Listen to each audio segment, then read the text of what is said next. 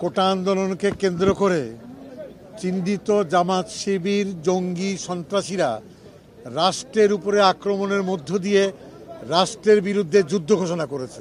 আর সময় ক্ষেপণ না করে জামাত শিবিরকে নিষিদ্ধ করতে হবে এবং তার মধ্য দিয়ে এই দেশকে সামনের দিকে যাতে সন্ত্রাসী জঙ্গি উত্থান না ঘটাতে পারে সে ব্যবস্থা নিতে হবে। সন্ত্রাসী গোষ্ঠী যে প্রক্রিয়া এসব হত্যাকাণ্ড ঘটিয়েছে তা ইতিহাসে নজিরবিহীন। জাতীয় স্বার্থে দেশ বিরোধী এ অপশক্তিকে নির্মূল করা প্রয়োজন। 14 দলের এ সভায় সর্বসম্মতিক্রমে সিদ্ধান্ত হয় জামাত শিবির গোষ্ঠীর অপশক্তির রাজনীতি নিষিদ্ধ করার জন্য।